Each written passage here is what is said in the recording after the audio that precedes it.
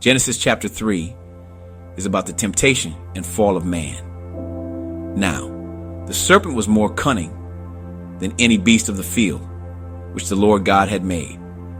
And he said to the woman, Has God indeed said, You shall not eat of every tree of the garden? And the woman said to the serpent, We may eat the fruit of the trees of the garden, but of the fruit of the tree which is in the midst of the garden, God has said, You shall not eat it, nor shall you touch it, lest you die. Then the serpent said to the woman, You will not surely die. For God knows that in the day you eat of it, your eyes will be opened, and you will be like God, knowing good and evil. So when the woman saw that the tree was good for food, that it was pleasant to the eyes, and a tree desirable to make one wise, she took of its fruit and ate. She also gave to her husband with her, and he ate.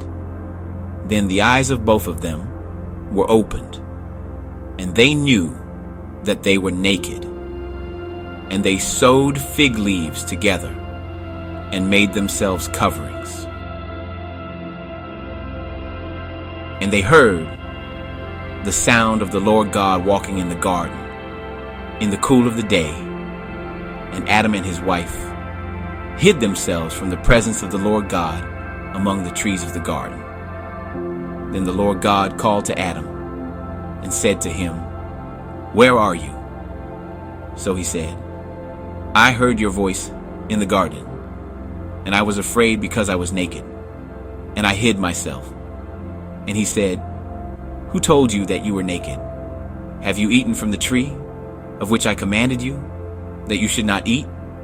Then the man said, The woman whom you gave me, she gave me of the tree, and I ate.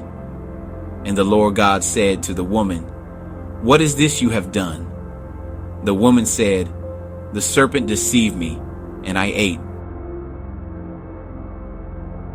So the Lord God said to the serpent, Because you have done this, you are cursed more than all cattle, and more than every beast of the field. On your belly you shall go, and you shall eat dust all the days of your life. And I will put enmity between you and the woman, and between your seed and her seed. He shall bruise your head, and you shall bruise his heel. To the woman he said, I will greatly multiply your sorrow and your conception. In pain you shall bring forth children. Your desire shall be for your husband, and he shall rule over you. Then to Adam he said, Because you have heeded the voice of your wife, and have eaten from the tree of which I commanded you, saying, You shall not eat of it. Cursed is the ground for your sake. In toil you shall eat of it all the days of your life. Both thorns and thistles it shall bring forth for you, and you shall eat the herb of the field. In the sweat of your face you shall eat bread, till you return to the ground. For out of it you were taken.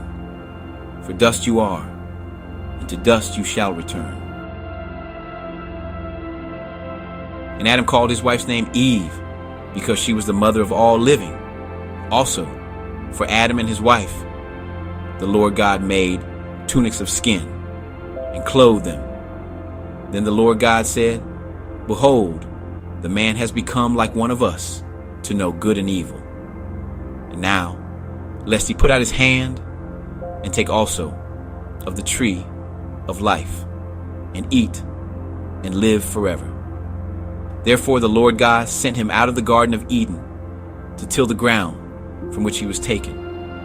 So he drove out the man, and he placed cherubim at the east of the Garden of Eden, and a flaming sword which turned every way to guard the way to the tree of life.